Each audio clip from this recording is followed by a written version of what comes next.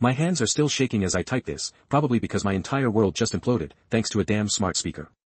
Alex, my husband of 7 years, the man I thought I knew inside and out, is gone. Not physically gone, not yet.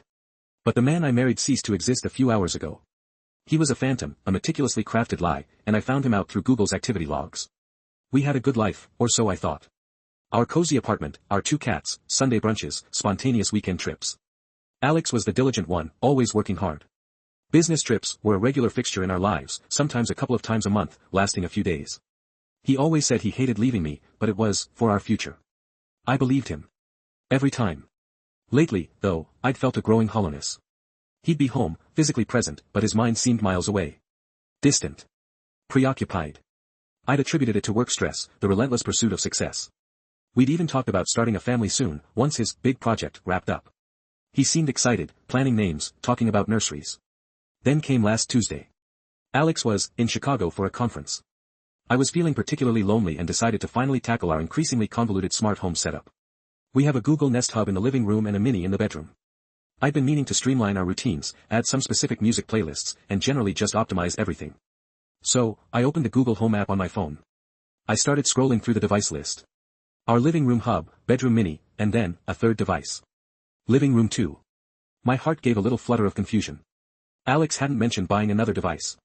Had he set one up at his office and linked it to our home account by mistake? It seemed plausible, if a little sloppy.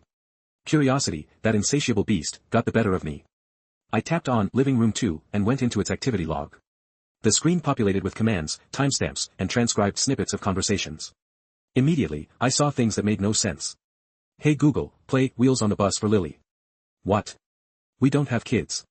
And who was Lily? The timestamp showed last Wednesday evening, a day Alex was supposedly networking in Chicago. My stomach dropped. I scrolled further, faster now, a cold dread seeping into my bones. Hey Google, add organic baby food to the shopping list. Remind me about Lily's pediatrician appointment on Tuesday at 10 a.m. Play lullabies for Lily. All in Alex's voice, clear as day, transcribed by the AI, from times he was away on business. My breath hitched. This wasn't an office. This was another home. Another life. Then I saw it. A longer transcription, dated 2 days ago, right when he was supposed to be flying back from Chicago. Honey, Lily needs her nap, I'll be back after I drop her off at preschool. There was a little giggle in the background, a child's voice. And another woman's voice, muffled, saying something like, okay, babe, drive safe. Babe. Honey. Preschool. My vision blurred. I slammed the phone down on the table, the sound echoing in the silent apartment. My perfectly curated world splintered into a million sharp pieces. My husband, Alex, had another family. Another wife, or at least a long-term partner, and a child named Lily. He was living a double life. And he was managing it all through my Google Home account, probably because it was convenient for him to see everything in one place. I sat there, numb, for hours, the phone still on the table, the glowing screen of the Nest Hub in our living room mocking me. Every memory, every shared laugh, every future plan felt tainted, a cruel mockery. When I heard his key in the lock later that evening, my heart started hammering like a trapped bird. He walked in, briefcase in hand, a tired smile on his face. Hey, babe, missed you so much. Traffic was a nightmare. He leaned in to kiss me, but I flinched back. His smile faltered. What's wrong? He asked, his voice laced with concern, the same voice that had requested lullabies for another child. I picked up my phone, my hand still shaking, and opened the Google Home app. I navigated to the Living Room 2 activity log. My finger hovered over the transcription from 2 days ago. Who is Lily, Alex? I asked, my voice barely a whisper, but it cut through the air like a knife. His face drained of all color. His eyes darted from my face to the phone, then to the floor. The briefcase clattered to the ground. What are you talking about? He stammered, but his eyes were wide with panic. Don't. You. Dare. My voice rose, raw with fury. Don't you dare lie to me, Alex. Honey, Lily needs her nap, I'll be back after I drop her off at preschool.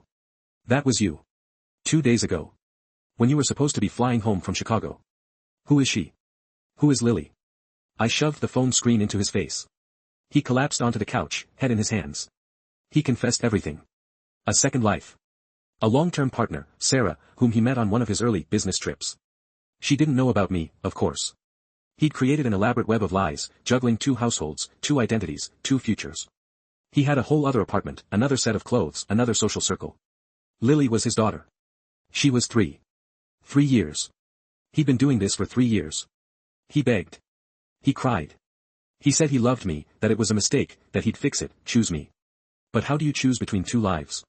Two families. Two complete identities. I just stared at him, at the stranger who looked exactly like my husband, and felt nothing but an icy emptiness. The man I knew was a myth. I told him to leave. To pack a bag and go. I didn't even yell, I was past that. I just felt broken. How can someone be two completely different people? How did I not see it? How do you even begin to rebuild after this kind of betrayal? My entire history with him is a lie. I'm still reeling, trying to process that my husband wasn't my husband at all. So, Reddit, how do you fix this? Or is it simply beyond fixing?